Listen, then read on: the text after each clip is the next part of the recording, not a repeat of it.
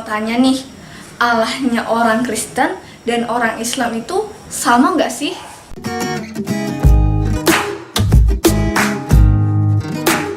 Kak, mau tanya nih, Allahnya orang Kristen dan orang Islam itu sama nggak sih? Apa urusan Anda menanyakan itu? Bukan hak Anda juga bertanya kepada saya. Soalnya aku nemu video ini. Namun tahukah kalian jika Allah itu sebenarnya Tuhan yang sama yang disembah oleh Nabi Ibrahim, Nabi Musa, Yesus dan Nabi Muhammad SAW? Oh, emangnya apa alasannya kok bilang Allahnya Kristen dan Allahnya Islam itu sama? Alasannya yang pertama sih, karena kata Allah dan Elohim itu berasal dari rumpun yang sama, yaitu rumpun Semitik. Tahukah Anda, Nabi Ibrahim sendiri tidak berbicara bahasa Arab, juga tidak berbicara bahasa Ibrani. Nabi Ibrahim merupakan penduduk Babilonia yang berbicara bahasa Aram. Dalam bahasa Aram, Allahu disebut dengan sebutan Elaha, dan dalam bahasa Ibrani disebut dengan Elohim. Perbedaan itu terjadi karena faktor dialek antara dialek bahasa Arab, dialek bahasa Aram, dan bahasa Ibrani. Faktanya, ketiga lafal ini merujuk kesamaan dan merujuk kepada satu esensi yang sama. Karena ketiga bahasa ini berpunca pada satu bahasa, yakni rumpun bahasa Semitik. Ini menunjukkan bahwa Tuhannya Adam, Tuhannya Ibrahim, Tuhannya Musa, Tuhannya Isa atau Yesus, dan Tuhannya Nabi Muhammad SAW merupakan Tuhan yang sama. Yap, mereka menyembah Tuhan yang sama. Memangnya kalau namanya itu sama sudah pasti menunjukkan pribadi yang sama, begitu maksudmu? Misalnya Pak Joko yang ini sama Pak Joko yang ini. Menurutmu sama nggak orangnya? Ya enggak lah. Yang satu Pak Joko Widodo, Presiden Indonesia. Yang satu lagi Pak Joko Anwar, si sutradara itu. Sama kayak Elohim dan Allah yang merupakan nama dalam rumpun yang sama. Tetapi apakah keduanya merupakan pribadi yang sama? Ya enggak sih. Yaitu makanya kalau asal mula sebuah kata itu dijadikan sebagai alasan untuk menunjukkan pribadi Allah dan pribadi Elohim itu sama, yaitu alasan yang sangat lemah. Tapi kan itu Allahnya Abraham, Kak. Oke, aku tunjukin dulu contohnya. Menurut Mas Julfan, Elohim yang diterjemahkan ke dalam bahasa Arab Allah dan ke dalam bahasa Indonesia juga Allah, menunjuk bahwa Tuhan yang disembah orang Kristen adalah pribadi yang sama dengan Allah yang disembah oleh Islam.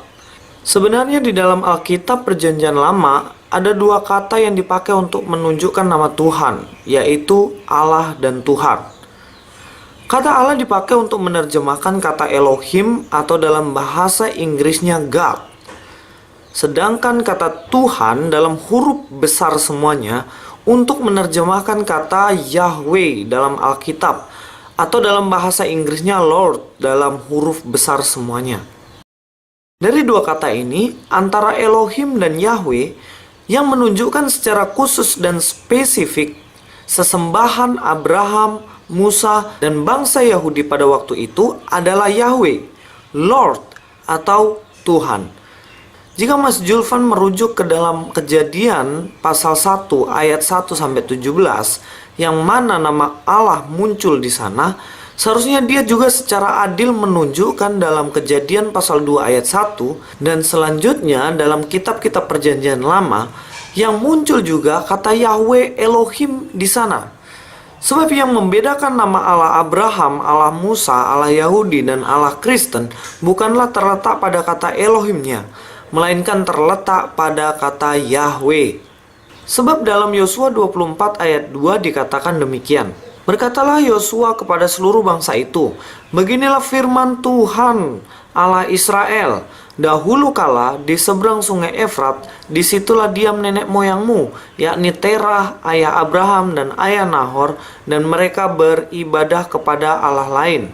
Dalam ayat ini, saya sudah memberikan tanda warna merah untuk kata Tuhan Allah Israel. Dalam bahasa Inggrisnya, Lord the God of Israel. Dalam bahasa Yunaninya, Kurios Hotheos Israel. Di dalam bahasa Ibraninya, Yahweh Elohim Yisrael. Dan di dalam ayat yang sama ini, terdapat lagi kata Elohim. Atau dalam bahasa Indonesianya, Allah lain. Di dalam bahasa Inggrisnya other gods. Di dalam bahasa Yunaninya theois eterois. Di dalam bahasa Ibraninya Elohim Acherim. Yang sudah saya beri tanda warna biru. Jelas bahwa terdapat dua kata Allah di situ. Yang pertama Yahweh Elohim Yisrael, dan yang kedua yaitu Elohim Acherim. Dua-duanya memakai kata Elohim, tetapi perbedaan di antara keduanya adalah Yahweh dan Acherim. Atau jika dibalik, Elohim Acherim adalah Tuhan selain Yahweh. Jelas bahwa dua kata ini menunjukkan pribadi yang berbeda. Sebab Elohim Acherim adalah berhala-berhala sesembahan orang Ur, tanah kelahiran Abraham, yang juga disembah oleh Terah, ayah Abraham dan Nahor. Begitupun juga Bapak Abraham. Jadi salah sekali kalau kamu berpikir bahwa nama Elohim itu menunjukkan nama Tuhan yang disembah Abraham.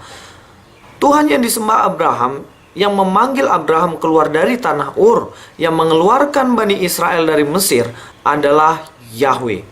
Jadi, Bapak Abraham dulu sembah berhala. Iya, betul. Jadi dulu Abraham menyembah Elohim yang lain.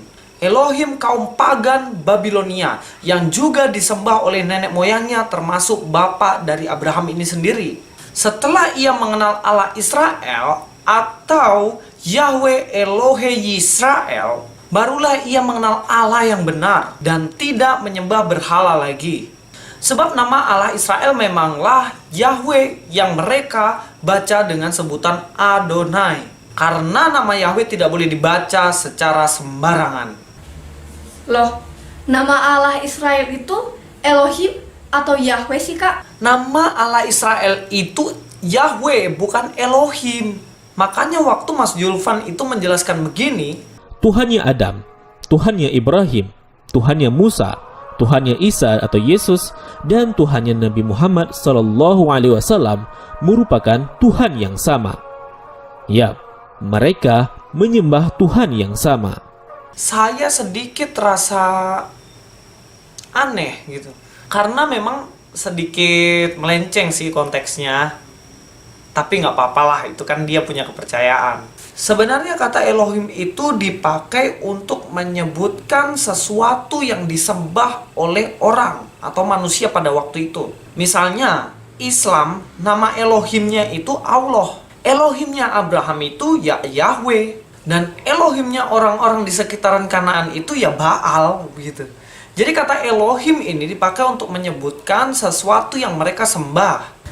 Memangnya dijelaskan begitu di Alkitab? Coba lihat di Hakim-Hakim pasal 10 ayat yang ke-6. Orang Israel itu melakukan pula apa yang jahat di mata Tuhan. Mereka beribadah kepada para Baal dan para Asyitoret, kepada para allah orang Aram, para allah orang Sidon, para allah orang Moab, para allah Bani Amon, dan para allah orang Filistin. Tetapi Tuhan ditinggalkan mereka, dan kepada Dia mereka tidak beribadah. Kalau kita lihat dalam bahasa Ibrani ini, kata yang saya kasih warna kuning itu menunjukkan kata Yahweh atau Tuhan Israel. Nah, orang Israel melakukan yang jahat di mata Yahweh ini, di mata Tuhan, dan beribadah kepada Baal dan Asyitoret. Dikatakan di situ menyembah kepada Baal dan Asyitoret. Dan kemudian di kata-kata yang selanjutnya yang saya beri tanda hijau itu menunjukkan kata Elohe atau Elohim. Elohimnya orang Aram, Elohimnya orang Sidon, Elohimnya orang Moab, dan lain-lain. Jadi Elohim itu sebenarnya bukan nama Allahnya Abraham. Yahweh lah nama Allah Abraham. Oh, baru tahu aku, Kak. Makanya penting belajar sejarah yang benar. dan bahasa aslinya. Supaya nggak mudah kamu dibohong-bohongin.